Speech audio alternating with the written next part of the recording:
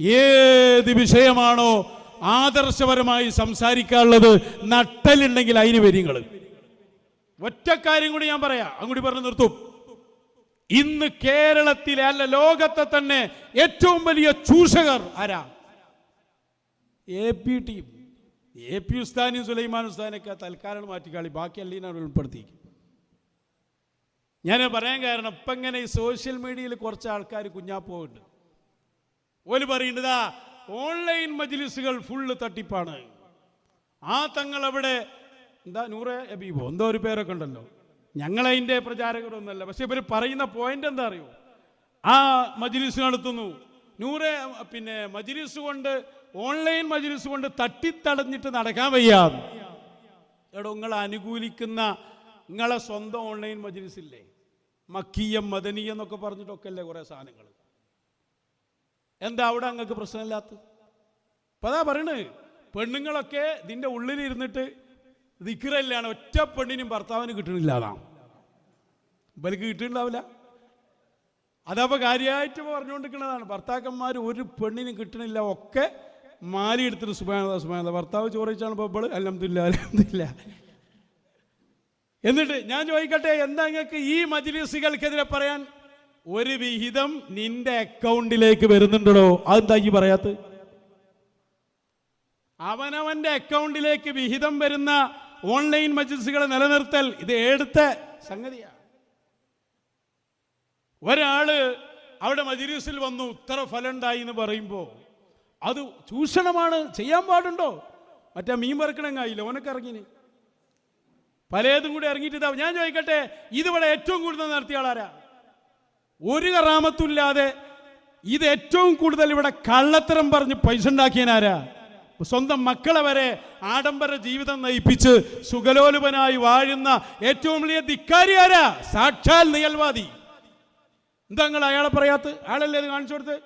ഇവിടെ ആരൊക്കെ ചൂഷണം നിങ്ങളെ ഭാഷയിൽ പറയാം, നിങ്ങളെ ഭാഷയിൽ.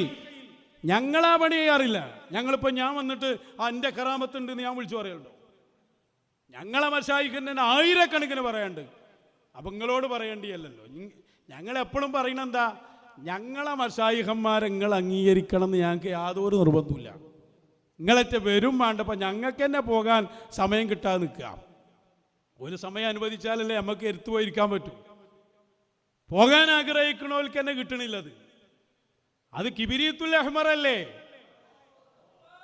അതുകൊണ്ട് നിങ്ങൾ വരണ്ടതിന് ആരെങ്ങളെ വിളിച്ചു അതിനിവിടെ. പക്ഷെ ഞങ്ങൾ പറഞ്ഞ എന്താ, നിങ്ങൾ പറയുമ്പോൾ ഉള്ളത് പറയണം, തോന്നിവാസം പറയരുത്. അതൊക്കെ ഞങ്ങൾ കൃത്യമാക്കി തന്നതാ.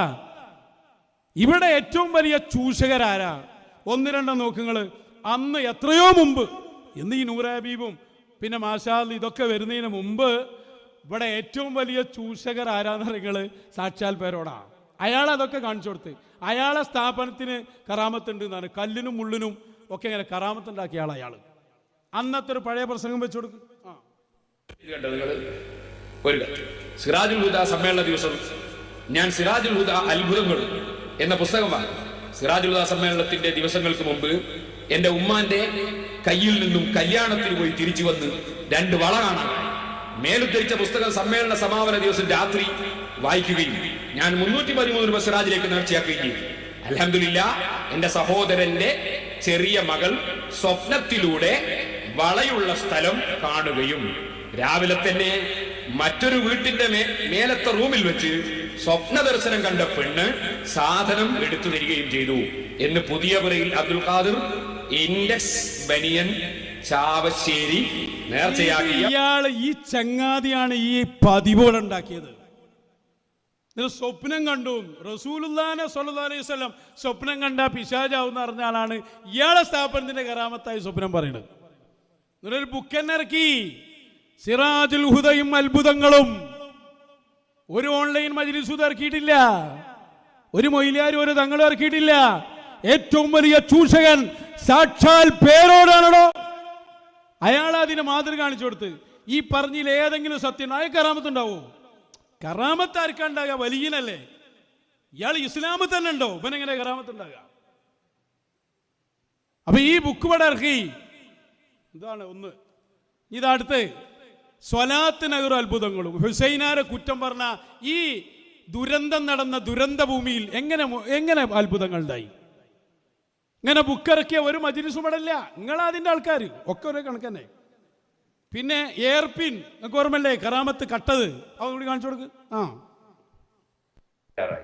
അപ്പൊ അദ്ദേഹത്തിന്റെ ആ പെണ്ണിന്റെ പാപ്പ 500 രൂപ സിറാജ് നേർച്ചു. എയർപിൻ അങ്ങനെ തന്നെ കേറി വന്നിട്ട് വായി വിടാൻ പുറത്തു വെച്ചു. ബേജാറായി. അപ്പൊ അദ്ദേഹത്തിന്റെ ആ പെണ്ണിന്റെ പാപ്പ 500 രൂപ സിറാജ് നേർച്ചു.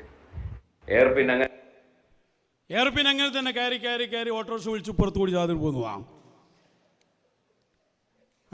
ഇവിടെ ഞാൻ പറയുന്ന ഇവർ ചെയ്യുന്ന വിരോധാഭാസം, വേറൊരാൾക്കാരെ പിന്നിൽ പോയിട്ട് ചൂഷകര് എന്തെല്ലാം വിളിച്ചു പറയാ, ജിന്ന് മഹദറാദ്. ഈ ജിന്നൊക്കെ ഏറ്റവും കൂടുതൽ പറഞ്ഞ ഈ ചെങ്ങായ ചെക്യാട് ബീവിൻ്റെ അടുത്ത് ഒരാൾ പോയി. അപ്പൊ ബീവി പറഞ്ഞു പേരോടിൻ്റെ അടുത്ത് വന്നു. അപ്പൊ ഇയാൾ പറഞ്ഞു ഞാനല്ല, എൻ്റെ കോലത്തിൽ ജിന്ന് പോയതാണ്. അപ്പൊ വഹാബി പറഞ്ഞു ഇനി ഏത് പെണ്ണും പേരോട് വന്നാൽ ജിന്നാന്ന് മനസ്സിലാക്കിയാൽ മതി. ഇതൊക്കെ ഇവിടെ കഴിഞ്ഞു പോയതല്ലേ. സിറാജുൽ ഹുദയിൽ ദിക്റുകൾക്ക് നടത്തുമ്പോൾ ജിന്നുകൾ വന്ന ചരിത്രം ഇയാൾ പറഞ്ഞിട്ടില്ലേ? ജിന്നുകളിൽ നിന്ന് തന്നെ എനിക്ക് വിവരം കിട്ടിയെന്ന് അറിഞ്ഞ് നിങ്ങളെ സദസ്സിൽ ഞങ്ങൾ പങ്കെടുക്കാറുണ്ട്. ചിലപ്പോൾ ബിലീസിന്റെ നേരെ അനുയായികൾ വരലുണ്ടാവും. അപ്പൊ ഇതൊക്കെ തുടങ്ങിയത് ഫുലാനുബിനു ഫുലാന.